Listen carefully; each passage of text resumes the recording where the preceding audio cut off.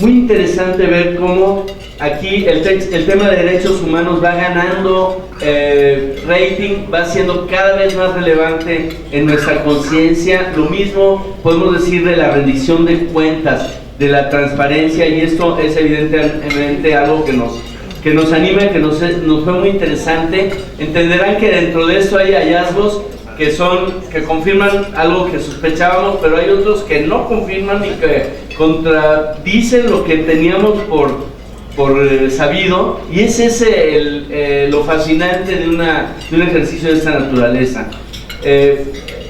La tolerancia todavía a la corrupción, por ejemplo las mordidas famosas, o muy especialmente nuestra actitud frente a los temas fiscales, el pagar impuestos, están en el rating bajo de estas conductas. Cuestión preocupante, pero que es importante, por supuesto, saber. Exactamente, es no solo católicos, esta es una muestra amplia de ciudadanos mexicanos. En un segundo momento, algo que nos llama la atención y que quisiera también compartir con ustedes es el tema de la familia. Es curioso ver cómo, y es ciertamente un activo, un bono, el saber que para nosotros es importante la familia, pero también nos preocupó en una pregunta muy fuerte que decía algo así como si estaremos dispuestos a hacer algo por nuestra familia, aunque dañara al país, que teníamos esa disposición también, y a veces, sin ánimo de sobreinterpretar, nos pareció que este discurso de la familia puede ser, en algunos casos, una máscara de un individualismo que también marca crecientemente en nuestra sociedad. Ahí está esto como uno de nuestros hallazgos, de los muchos que les iremos presentando. Le voy a dar la palabra a Mari, nos iremos pasando el micrófono y las láminas para irles platicando más. Bueno, como decía Eduardo, esta es una selección, una mínima selección de la Encuesta Nacional sobre Cultura y Práctica Religiosa, y además de las 51 encuestas que tiene en su interior, las 5 regiones y después las sobremuestras de las que habló Juan, y además de estas sobremuestras, de todas estas lugares específicos, zonas específicas donde se encuestó. Hay una pregunta importante aquí, las iglesias y la vida pública, y se preguntaba en este sentido si las iglesias deberían recibir dinero del gobierno. Esta es una pregunta abierta, estamos hablando de los 4.313 cuestionarios, y fíjense cómo hay aquí un 29% que cree que se les deba dar dinero. Nos decían en un principio, dialogando con especialistas sobre este tema, que pareciera que esta pregunta estaba pensada para Europa, donde de hecho sí reciben las iglesias dinero del gobierno, pero esto se refiere sobre todo a las organizaciones sociales ligadas a la iglesia, y aquí tenemos que solo el 29% consideran que se les debe dar. Bueno, en una siguiente pregunta, si las iglesias deben tener derecho a expresar sus ideas, y fíjense cómo todavía baja más el porcentaje. Aquí evidentemente que hay razones históricas, tenemos interiorizado el jacobinismo guadalupano, ¿verdad? Pero en este sentido sí baja muchísimo más el porcentaje. Y por último, si las iglesias debieran influir en las decisiones del gobierno, y solo el 19% de los encuestados dicen que sí debieran influir. Una lámina que sabemos que se va a llevar la atención de muchos, por lo menos se llevó la nuestra, es esto. Este es el confianzómetro nacional. Creo, y aquí dirá Federico si esto es real o no, que esta sí puede ser de alguna manera comparable con encuestas previas. La Iglesia Católica la ven por allá como una institución que se reconoce como confiable. En tercer lugar, curiosamente, abajito de la Marina, del Ejército, y van a ver allá otras instituciones de todo tipo, privadas y públicas, y qué nivel de confianza tenemos los mexicanos en ellos. Nosotros quisimos ver, creo que podemos afirmarlo, que aquí hay verdaderamente un activo que debemos de traducir en muchas cosas, pero que está ahí puesto como un bono. Como lo explicaba alguna vez Federico, si una persona cae en un paracaídas en un pueblito y no conoce a nadie, muy probablemente al primer lugar al que acuda sea precisamente a la iglesia. Es una institución que le genera, en términos relativos, como lo estamos viendo acá, confianza. Y en esta línea de la confianza está la siguiente pregunta. Se preguntó los problemas que ayuda a resolver la iglesia y la misión. Esta es una pregunta espontánea y de qué ayuda, qué problemas ayuda a resolver la iglesia. Si nosotros sumamos los que tienen que ver con lo social, es decir, el apoyo a la gente pobre, ayudar al prójimo, la drogadicción, una cultura de la paz, en cuestiones de delincuencia e inseguridad, apoyo contra la violencia, estamos viendo que por encima del 35% se pronuncian como la misión fundamental de la iglesia. Y si hablamos difundir la palabra, un 3%. Entonces aquí hay un activo muy importante. Hay que decir, también señalar que por otra parte hay un 28% de la población abierta que cuando se le pregunta qué problemas ayuda a resolver la iglesia y que dice que ninguno. Bueno, aquí tenemos la percepción de la iglesia, es decir, este es fundamental, la percepción ad intra. Se les pregunta a las personas en una escala del 1 al 10, ¿no?, cómo valorarían o cómo calificarían a los obispos, los curas, las monjas y los católicos mexicanos, entendiendo como los laicos de a pie, ¿no?, en relación a estos rubros. El primero, que sería respeto a los derechos humanos; el segundo, éxito, entendido más bien como eficacia misional; honestidad, tolerancia, solidaridad, disciplina, orden, transparencia, autoritarismo y abusos sexuales. Y aquí la sorpresa, o quizá para muchos no es la sorpresa, es que las mejores evaluadas resultaron las religiosas, ¿no? Esto ha dado lugar a una serie de interpretaciones, pero lo que es muy claro es que la gente, creyentes y no creyentes, católicos y de otras confesiones religiosas, incluso ateos, ven que las religiosas están más ligadas con la vida cotidiana de las personas. En este sentido, los laicos, si se fijan, pues estamos bastante mal, estamos desdibujados. Aquí también podríamos argumentar razones históricas, pero el hecho es que pintamos poco en la vida nacional. Esto, metafóricamente lo decíamos, tuvimos la oportunidad de compartir hace un ratito con la prensa, con el apoyo de Jorge, con el apoyo de Vero, etcétera. Y eso es quizás la que más hondamente nos pega en función de la misión del Indosoc, que es la creación de conciencia solidaria, la generación o la incidencia en un México más justo, más incluyente. Es interesante y preocupa de alguna manera cuando se le pregunta a los mexicanos quién participa en alguna organización social. Estamos pensando en una organización estructurada, digamos institucionalizada.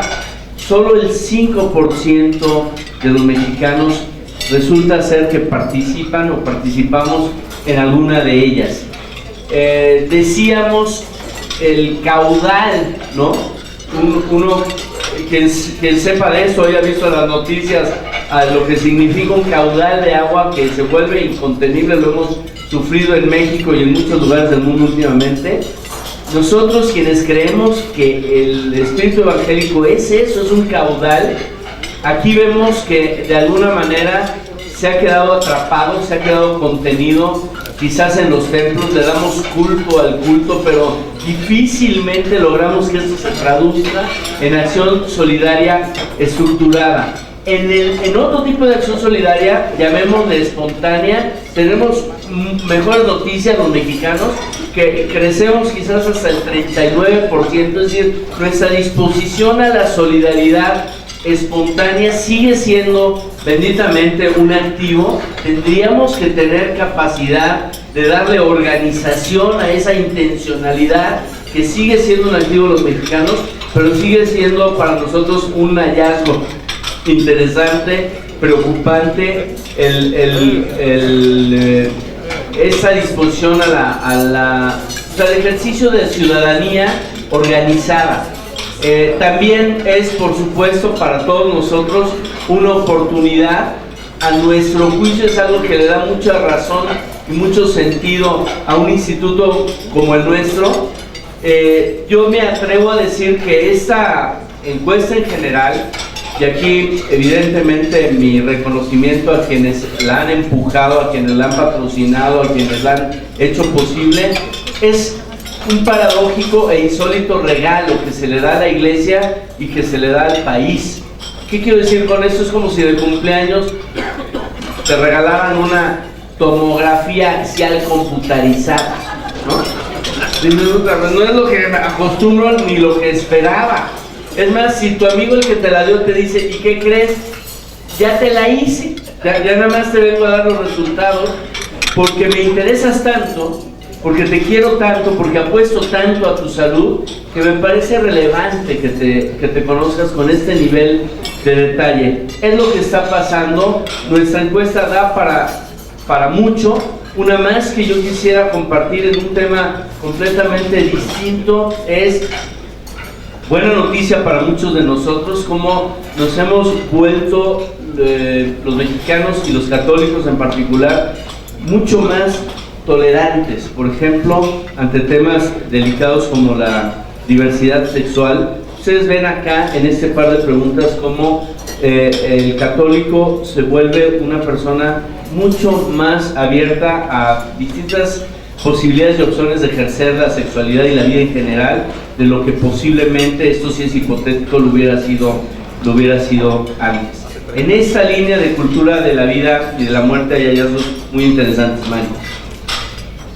Pues de cultura de la vida y cultura de la muerte, como ustedes saben, hay muchas encuestas precedentes que preguntaban sobre el aborto. Lo que nosotros quisimos hacer en esta ocasión es ligar la pregunta sobre el aborto a la pregunta también sobre la eutanasia y sobre la pena de muerte, encontrando resultados paradójicos, como que los católicos mexicanos muy pro vida son muy pro pena de muerte, ¿no?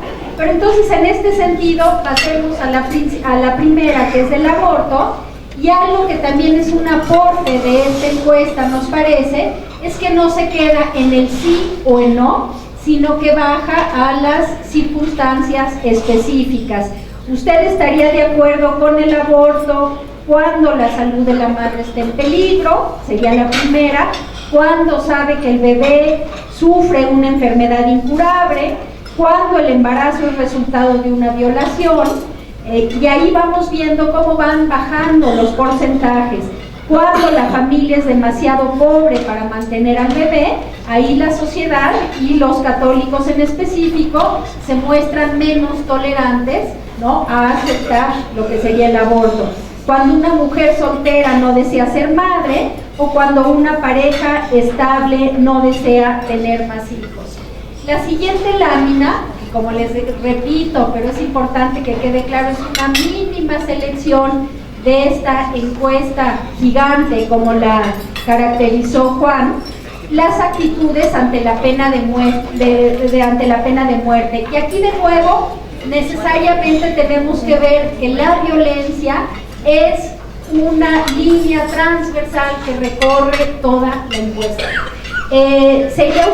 ¿Estaría de acuerdo con la pena de muerte a un secuestrador que ha asesinado o mutilado a sus víctimas? Un 57% dice que sí. A alguien que ha abusado sexualmente de niñas o niños, un mismo 57%. A un violador, prácticamente lo mismo, el resultado 56%. A un asesino empieza a bajar, y Esto que se ve aquí, la recurrencia de la cultura, digo, de cómo la violencia se ha hecho cultura, es mucho más tolerante cuando se trata de un narcotraficante, 43%.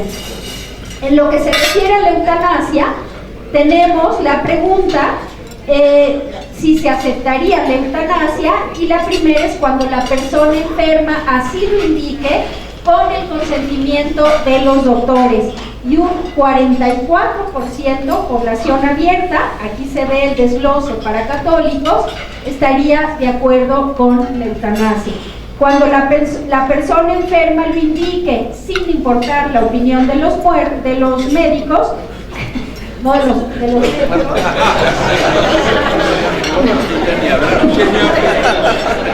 los muertos que hablamos, desciende hasta el 29%. Aquí hay una que a mí me pareció muy impresionante. Si ustedes hacen cuentas en lo que la última lámina que presentó Juan previa a Mari, más o menos 8 de cada 10 personas en México se manifiestan o nos manifestamos católicos.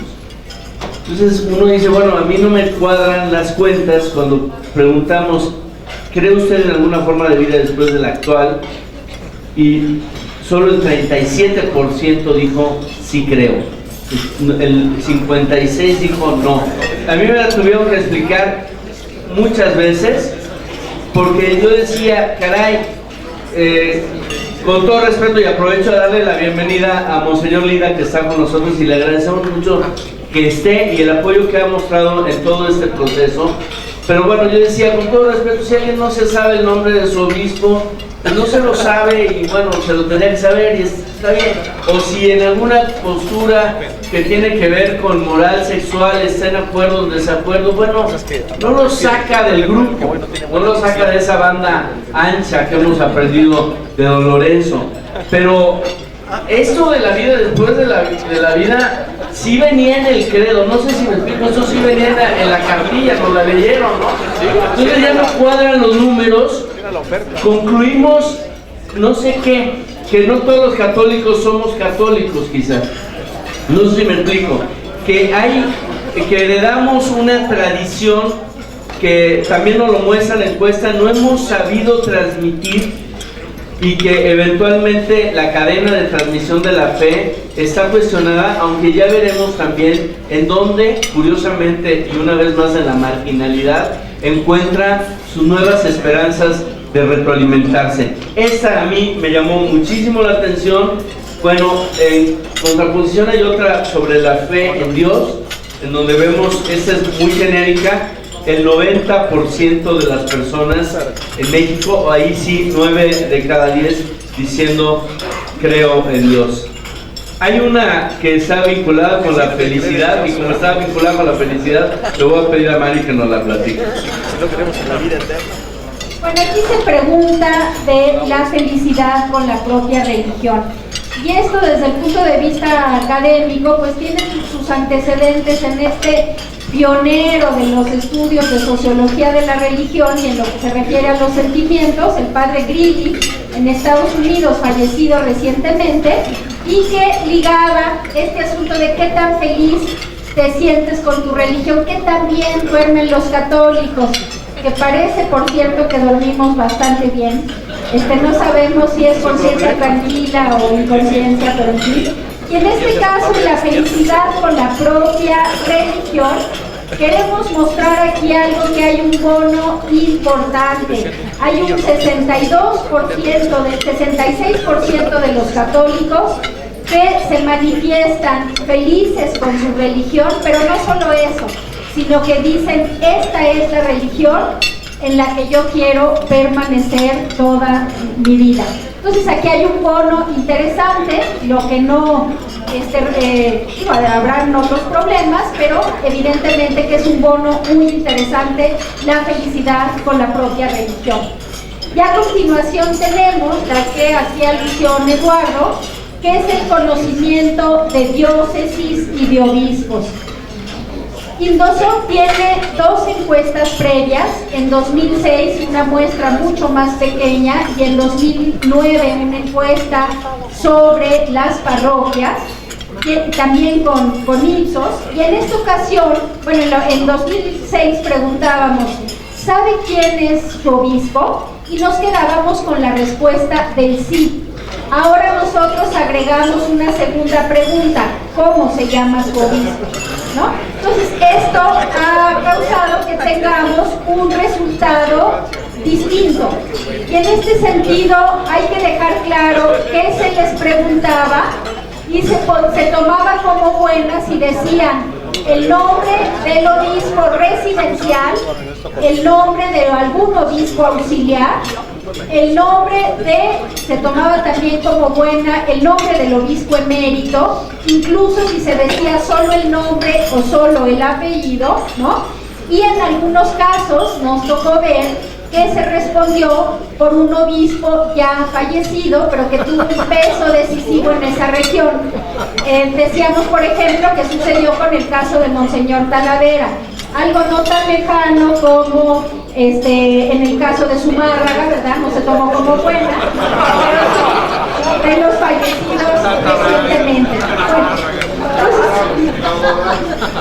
Hay que decir en descargo de esta respuesta que las diócesis mexicanas territorialmente son las más grandes del mundo. Y esto evidentemente, suponiendo que hay un excelente pastor, de todas maneras por el tamaño de la demarcación es muy difícil que pueda tener el contacto directo con su diócesis, con su feligresía.